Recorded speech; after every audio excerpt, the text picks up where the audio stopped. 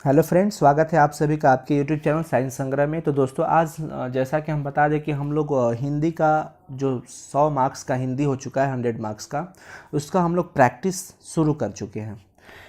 Lockdown अभी चल रहा है तो अभी घर पर बैठे हम लोग करेंगे क्या, तो कुछ दिन तक भी पिछले 10 दिनों से हम लोग फिजिक्स और केमिस्ट्री के बहुत अच्छे अच्छे लगातार फिजिकल केमिस्ट्री का और फिजिक्स में आपको इलेक्ट्रोस्टैटिक और करेंट इलेक्ट्रिसिटी का हम लोग बहुत टॉप क्लास के एमसीक्यूज़ किए हैं।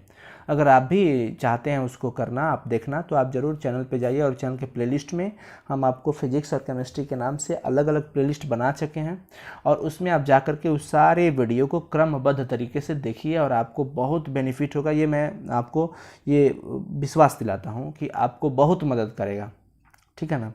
और जैसा कि स्टूडेंट्स के डिमांड के आधार पर मैंने अब हिंदी का प्रैक्टिस शुरू कर दिया, चूँकि हिंदी में 26 चैप्टर हम लोग को करने होते हैं और इन 26 चैप्टर का इतना अच्छा प्रिपरेशन करने वाला है कि 50 नंबर के ऑब्जेक्टिव में 50 में 50 जरूर है। हमारी प्रयास यही रहेगी भाई, और हम लोग का मिशन 2021 का मुहिम छिड़ चुका है और इसी में हम लोग लगे हैं, दिन रात तैयारी करवा रहे हैं बच्चों का, बच्चे भी कर रहे हैं। बहुत बहुत शुक्रिया। चलिए, अगर आप इस चैनल पे फर्स्ट टाइम आए हैं, नया है, तो प्लीज़ चैनल को जरूर सब्सक्राइब कर लीजिएगा। आपसे एक विनती होगा, बिकॉज अगर आप चैनल को सब्सक्राइब कर लेते हैं तो 2021 मिशन में आपकी बहुत अहम योगदान होगा और आपको एजुकेशनल वीडियो डेली नोटिफिकेशन सबसे पहले आपको मिलेगा। बेल आइकन जरूर क्लिक करके नोटिफिकेशन ऑन कर लीजिएगा। चलिए शुरू करते हैं हम दूसरा चैप्टर, जिसका नाम है उसने कहा था। उसने कहा था, इस पाठ के बारे में बता देता हूँ कि यह उसने कहा था जो पाठ है वो एक कहानी है और चंद्रधर शर्मा गुलेरी के द्वारा लिखित है और इसमें जो है अमृतसर शहर के बारे में बताया गया है। बाकी की चीज़ें हम लोग करते चलेंगे, एक्सप्लेन भी करते रहेंगे। उसने कहा था कहानी जो है वो कब लिखी गई थी? प्रथम विश्व युद्ध के तुरंत बाद। प्रथम विश्व युद्ध के तुरंत बाद ये कहानी लिखी गई थी जिसका नाम था उसने कहा था, ठीक है। अब नेक्स्ट चलते हैं 2 नंबर क्वेश्चन कि इस कहानी के लेखक कौन है। मैंने अभी आपको बताया कि इस कहानी के लेखक चंद्रधर शर्मा गुलेरी हैं। चंद्रधर शर्मा गुलेरी किस कहानी के लेखक? उसने कहा था। चैप्टर का नाम ही है उसने कहा था। अब ऐसा नहीं बोलना है कि किसने कहा था, उसने कहा था, किसने कहा था, तो उसने कहा था। अरे भाई, चैप्टर का नाम ही है उसने कहा था, जो कि चंद्रधर शर्मा गुलेरी के द्वारा लिखा हुआ है, यानी दूसरा का ऑप्शन ए करेक्ट हो जाएगा। 3 नंबर क्वेश्चन की तरफ चलते हैं कि उसने कहा था जो कहानी है, इस कहानी में किस शहर का चित्रण किया गया है? अमृतसर का। मैं बताया अभी आपको कि अमृतसर शहर की चर्चा इसमें किया गया है। किसमें? इस कहानी में। कौन सी कहानी? उसने कहा था। और ये किसके द्वारा लिखा गया है? चंद्रधर शर्मा गुलेरी के द्वारा। चलते हैं फिर 4 नंबर क्वेश्चन कि उसने कहा था कब प्रकाशित की गई। ये जो उसने कहा था जो है ये कब प्रकाशित की गई थी? तो ये चीज़ जो है 1915 में प्रकाशित किया गया था। 1915 में। तो ऑप्शन ए सही होगा। बिल्कुल याद करते चलिए, हम प्रयास कर रहे हैं आपको अभी याद हो जाए। और कमेंट करते चलो, आप एकदम लाइव चैट में आके कमेंट कीजिए लगातार, कौन सा सही है, कोशिश कीजिए, कोशिश। लहना सिंह के गांव का क्या नाम था? तो लहना सिंह के गांव का नाम था मांझे। क्या नाम था? मांझे। ऑप्शन बी करेक्ट होगा, याद कर लो। लहना सिंह के गांव का क्या नाम था? मांझे। एक चीज़ बता देता हूँ, बहुत जल्द टेस्ट लेने वाला हूँ यूट्यूब पे, लाइव टेस्ट, ठीक ना। तो लहना सिंह के गांव का क्या नाम था? मांझे, ठीक है। अब चलिए 6 नंबर क्वेश्चन कि लहना सिंह के मामा कहाँ के रहने वाले थे? तो लहना सिंह के जो मामा थे वो मामा जी अमृतसर के रहने वाले थे। क्योंकि अमृतसर शहर की चर्चा हुई है तो वो चंडीगढ़ के तो होंगे नहीं, वैसे यहाँ जनरली हो भी जाते हैं लोग, लेकिन लहना सिंह के मामा कहाँ के रहने वाले थे? अमृतसर के। तो याद रखेंगे, पूछा जाएगा कि लहना सिंह के मामा कहाँ के रहने वाले थे, तो हम सबका जवाब होना चाहिए अमृतसर। कहाँ की? अमृतसर। कमेंट करके बताइए आप। 7 नंबर क्वेश्चन कि लहना सिंह के भतीजा का क्या नाम था? देखिए, लहना सिंह के एक भतीजा थे जिनका नाम था कीरत सिंह। जैसा कि आपने ऑप्शन ए में आपको दिखाई दे रहा है कीरत सिंह, तो पूछा जाएगा कि कीरत सिंह कौन थे? तो कीरत सिंह लहना सिंह के भतीजा थे। कीरत सिंह लहना सिंह के भतीजा का नाम था, ठीक है ना। ऑप्शन 7 नंबर का ऑप्शन ए करेक्ट होगा, ए सही है, बिल्कुल सही है। चलते हैं 8 नंबर क्वेश्चन की तरफ कि लहना सिंह जो थे किस पद पर थे? देखिए लहना सिंह जो थे वो सिख राइफल्स में थे, सिख राइफल्स के जमादार पद पर थे, जमादार, सिख राइफल्स के जमादार पद पर थे। तो हम कह देंगे कि ये ऑप्शन सी करेक्ट है। लहना सिंह किस पद पर थे? जमादार के पद पर। अब चलते हैं 9 नंबर क्वेश्चन की, अमृतसर में लहना सिंह के कौन थे? अभी कुछ देर पहले ही इस विषय पर चर्चा हुई कि अमृतसर में लहना सिंह के एक मामा रहते थे। कौन रहते थे? मामा। तो अमृतसर में लहना सिंह के कौन थे? मामा जी थे। समझ में आया? अब चलते हैं कि लहना सिंह की मृत्यु किसकी गोद में हुई? वजीरा सिंह की गोद में हुई। वजीरा सिंह इनका सिर अपने गोद में लेकर के ही बैठे थे।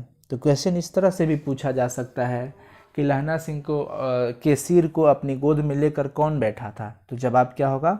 वजीरा सिंह। क्या होगा? वजीरा सिंह। ठीक है ना? और यही वजीरा सिंह जो थे पलटन के विदूषक भी थे। पलटन, जर्मन पलटन थी, भारतीय जो सिपाही थे उनकी जंग छिड़ गई थी जर्मनी के साथ, और उसमें पलटन का विदूषक कौन था? वजीरा सिंह। कौन थे? वजीरा सिंह कहेंगे हम, यानी 11 नंबर का ऑप्शन सी सही होगा। क्वेश्चन है कि पलटन का विदूषक कौन था, तो हम कहेंगे वजीरा सिंह। जल्दी कुछ नहीं है, हम लोग आराम से क्लियर करेंगे, आप देखते रहिए लास्ट तक। लहना सिंह किस कहानी का पात्र है? तो जो लहना सिंह है वो किस कहानी का पात्र है? तो लहना सिंह उसने कहा था, हम लोग अभी पढ़ रहे हैं उसने कहा था।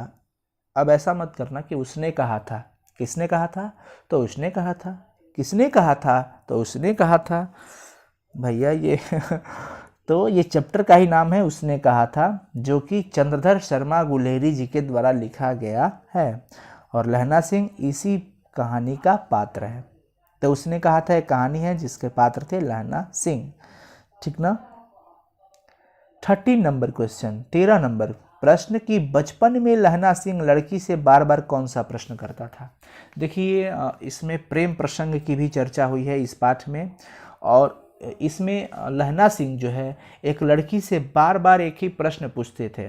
वो उस लड़की से ये नहीं पूछते थे कि तुम्हारा नाम क्या है, तुम कैसी हो, कहाँ रहती हो, क्या तेरी शादी हुई, ऐसा कुछ नहीं पूछते थे। बस वो यही पूछना चाहते थे कि क्या आपकी मंगनी हुई, क्या आपकी सगाई हो गई है, और उसी को कुड़माई कहते हैं। तो कुड़माई का अर्थ, तो बार बार वो पूछा करते थे कि तेरी कुड़माई हो गई है क्या, तेरी कुड़माई हो गई है क्या। तो कुड़माई का अर्थ होता है मंगनी, यानी सगाई हम कहेंगे, इंगेजमेंट जिसे कहते हैं लोग।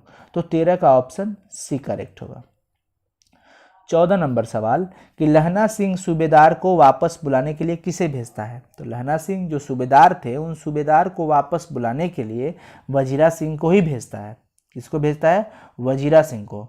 और इसी वजीरा सिंह के गोद में उनका सिर था और मृत्यु भी हुई थी।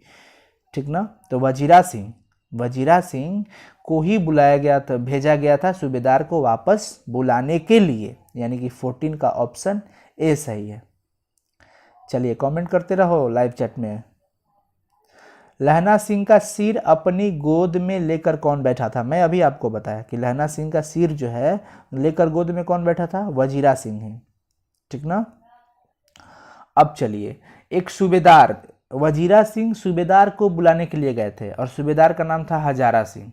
हाँ, वजीरा, हजारा, पनसौआ ऐसा मत सोचना, पनसौआ नहीं है इसमें, हजारा नाम था। एक ये सूबेदार थे सिख राइफल्स में। तो सूबेदार हजारा सिंह के लड़के का नाम क्या था? बोधा सिंह। तो बोधा सिंह किसके लड़के हैं? सूबेदार हजारा सिंह। और इन्हीं सूबेदार को बुलाने के लिए लहना सिंह ने वजीरा सिंह को भेजा था। ठीक है ना? यानी इसका ऑप्शन ए करेक्ट हो जाएगा, बोधा सिंह। चलते हैं आगे 17 नंबर क्वेश्चन कि भारतीय सिपाहियों का किसके साथ जंग हुआ था? मैंने अभी आपको बताया कि भारतीय सिपाहियों का जो जंग हुआ था वो जर्मनी के साथ हुआ था। किसके साथ हुआ था? जर्मनी के साथ। यानी भारतीय सिपाहियों का जर्मनी के साथ जंग हुआ था, ऑप्शन डी करेक्ट हो जाएगा। नेक्स्ट चलते हैं कि जर्मन पलटन को किसने मार गिराया था? लहना सिंह ने। लहना सिंह काफ़ी बुद्धिमान, ताकतवर था जो जर्मन पलटन को मार गिराया था। तो हमारा जवाब क्या हो जाएगा? लहना सिंह। 18 नंबर का सी ऑप्शन सही है। ठीक है ना? देखिए ये सब ऑब्जेक्टिव का वीडियो आपको इतना मदद देगा आपको, वो तो आप एग्ज़ाम देने के बाद आप खुद कहेंगे कि सर हाँ बहुत अच्छा लगा। इसलिए आप लोग कंटिन्यू इस चैनल पे जितने भी वीडियो हैं सबको देखिए, सबको रिवाइज करो। ये एक बार देखने से काम नहीं चलेगा। और ऐसा नहीं कि आप डाउनलोड करके रखोगे, आपका स्टोरेज फुल हो जाएगा, आप डायरेक्ट क्या लगेगा यार, कितना MB लगेगा डेली, तो आपके पास MB बहुत सारे लॉट्स ऑफ होते हैं, तो आप उसमें देखते रहो, रिवीजन ज़रूर करो। देखो भाई ये मेहनत आपका है और आप मेहनत करोगे तो आपको फल ज़रूर मिलेगा, ठीक ना। तो सिख राइफल्स के जमादार लहना सिंह का नंबर क्या था? 77 नंबर। सिख राइफल्स के जमादार थे लहना सिंह और इनका जो नंबर था वो 77 नंबर था, ठीक है ना। ऑप्शन ए करेक्ट है 19 का। 20 नंबर क्वेश्चन कि सरकार ने सूबेदार को ज़मीन कहाँ दी है? सरकार ने सूबेदार को ज़मीन लायलपुर में दी है। कहाँ पे दी है? लायलपुर में, यानी लायलपुर में ही सूबेदार को ज़मीन दिया गया था, वो भी सरकार के द्वारा। तो हम कहेंगे 20 का ऑप्शन डी करेक्ट है, ऑप्शन डी सही होगा। 21 नंबर क्वेश्चन कि गुलेरी जी का जन्म कहाँ हुआ था? तो गुलेरी जी कौन थे? वही चंद्रधर शर्मा गुलेरी, जो इस पाठ के, इस कहानी के कहानीकार है, लेखक है, रचनाकार है। उनका जो जन्म हुआ था राजस्थान के जयपुर में हुआ था। राजस्थान के जयपुर में इनका जन्म हुआ था, याद रखेंगे। 21 का बी ऑप्शन सही है। नेक्स्ट चलते हैं 22 नंबर कि सुखमय जीवन किसकी रचना है? सुखमय जीवन किसकी रचना है? तो देखिए सुखमय जीवन जो है वो इन्हीं के द्वारा लिखा गया था, चंद्रधर शर्मा गुलेरी के द्वारा लिखा गया है। तो पूछा जाएगा कि चंद्रधर शर्मा गुलेरी की रचना कौन है, तो हम कह देंगे सुखमय जीवन। इसके अलावा इन्होंने कछुआ धर्म भी लिखा था। क्या लिखा था? कछुआ धर्म। और कछुआ धर्म के अलावा पुरानी हिंदी भी लिखा है। तो इनकी कृति बहुत है। तो कछुआ धर्म किसकी कृति है? चंद्रधर शर्मा गुलेरी की, ऑप्शन डी याद रखेंगे। और फिर क्वेश्चन होगा कि पुरानी हिंदी किसकी रचना है? तो पुरानी हिंदी भी चंद्रधर शर्मा गुलेरी की ही रचना है, इसमें भी ऑप्शन डी ही सही होगा। समझ में आ रहा है ना? इसलिए एकदम बिल्कुल हम उम्मीद करते हैं आपको अच्छा से समझ में आ रहा होगा और याद भी हो रहा है। आप एक बार खुद से इसका प्रैक्टिस इसके बाद भी कर लेना। कौन सा निबंध गुलेरी द्वारा नहीं रचा गया है, इनके द्वारा नहीं लिखा गया है? तो देखिए देवानंद प्रिय इन्हीं की रचना है, पुरानी हिंदी इन्हीं की रचना है, मोर्शी मोही कुठाओं इन्हीं की रचना है, लेकिन मजदूरी और प्रेम इनकी रचना नहीं है। तो गुलेरी के द्वारा नहीं लिखा गया कौन सा? मजदूरी और प्रेम, यानी ऑप्शन बी इसमें सही है। क्वेश्चन को ध्यान से पढ़ करके तब आंसर लगाना होगा। चलिए 26 की कौन सी कहानी चंद्रधर शर्मा गुलेरी की लिखी हुई नहीं है? नहीं है पूछ रहा है, तो हम इसमें कहेंगे कफन। कफन उन्होंने नहीं लिखा था। बाकी ये तीनों उन्हीं की रचना है। सुखमय जीवन, बुद्धू का कांटा उसने कहा था, ये चंद्रधर शर्मा गुलेरी के द्वारा ही रचित है, लेकिन कफन इनके द्वारा रचित नहीं है, इसलिए हमारा ऑप्शन डी सही हो जाएगा। अब चलते हैं 27 नंबर क्वेश्चन। 27 नंबर क्वेश्चन क्या बता रहा है कि गुलेरी जी किस गांव के मूल निवासी थे? गुलेरी जी किस गांव के मूल निवासी थे? तो जैसा कि छात्रों नाम से ही आपको पता चल रहा है, ऑप्शन में गुलेर एक ऑप्शन है, गुलेर। तो गुलेर गांव के ही ये मूल निवासी थे गुलेरी जी। समझ में आ रहा है ना? तो नाम से याद रखना है, कोई दिक्कत नहीं। चलिए बहुत सुंदर। अब हम लोग चलते हैं 28 नंबर क्वेश्चन की तरफ कि उसने कहा था जो कहानी है कितने भागों में बटी हुई है? तो उसने कहा था जो कहानी है वो 5 भागों में बटी गई है। किसने कहा था? उसने कहा था। किसने कहा था? तो उसने कहा था। तो उसने कहा था जो कहानी है वो 5 भागों में बांटी गई है। कितने भागों में? 5। इसलिए हम ऑप्शन डी इसका सही करेंगे। 29 नंबर क्वेश्चन की तरफ चलते हैं कि चंद्रधर शर्मा गुलेरी किस युग के कहानीकार है? देखिए ऑप्शन के अनुसार तो देखते रहना है। द्विवेदी युग लिखा है, भारतेंदु युग है, प्रेमचंद युग है। तो ये सब बहुत महान प्रसिद्ध रचनाकार हुआ करते थे लोग। तो इनके समय में भी चंद्रधर शर्मा जी थे, लेकिन किनके समय में थे? तो द्विवेदी युग, हजारी प्रसाद द्विवेदी का आपने नाम सुना होगा, और द्विवेदी युग के ही समय में ये कहानीकार थे। कौन? चंद्रधर शर्मा गुलेरी, यानी हम 29 का ऑप्शन ए सही लगाएंगे। ठीक है। अब चलते हैं 30 नंबर क्वेश्चन कि उसने कहा था किस प्रकार की कहानी है। उसने कहा था किस प्रकार की कहानी है, तो उसने कहा था इस पाठ में कर्म की प्रधानता दिखाई गई है, कर्म ही प्रधान है। तो इस पाठ में याद रखेंगे कि इस पाठ में ना तो चरित्र प्रधानता बताया गया है, ना ही धर्म प्रधानता बताया गया है, और ना ही भाव की प्रधानता बताई गई है। इस पाठ में सिर्फ और सिर्फ कर्म की प्रधानता बताई गई है, अतः यह कर्म प्रधान पर आधारित कहानी है। इसलिए पूछा गया कि उसने कहा था किस प्रकार की कहानी है, तो हमारा जवाब होगा कर्म प्रधान कहानी है, यानी 30 का ऑप्शन बी सही होगा। चलिए लास्ट क्वेश्चन है 31 नंबर क्वेश्चन कि सूबेदारनी ने अपने पति और पुत्र की रक्षा के लिए किससे कहा था। सूबेदारनी जो थी वो लहना सिंह से ही बोली थी कि भाई मेरे पुत्र और पति की रक्षा करो। तो पति और पुत्र की रक्षा करने के लिए सूबेदारनी ने किससे आवाज़ लगाई थी, लहना सिंह से। किससे, लहना सिंह से, यानी ऑप्शन बी करेक्ट हो जाएगा फ्रेंड्स। तो चलिए आज का क्लास यहाँ पर ओवर, लेकिन आप कंटिन्यू लगे रहो, मेहनत करो, हम आपके साथ हमेशा हैं। आपको जो भी प्रॉब्लम हो आप ग्रुप में या फिर जो व्हाट्सअप नंबर प्रोवाइड है इस चैनल पे, उस नंबर पे भी आप मैसेज करके अपना प्रॉब्लम दे सकते हैं, क्वेश्चन भेज सकते हैं, और आपको सारा सॉल्यूशन हम वहाँ देते हैं। बहुत सारे बच्चे रोज़ भेजते हैं, मैं उनको सॉल्व कर करके देता हूँ। ऐसा बस हम आपके साथ हैं, हमारा ये टारगेट है मिशन 2021, जो अच्छा रिजल्ट देना है बोर्ड एग्ज़ाम्स में। तो आप ज़रूर इस वीडियो को शेयर कीजिएगा, सारे दोस्तों तक अपने पहुंचाइएगा, ताकि वो भी आगे बढ़ें। Okay, thank you so much.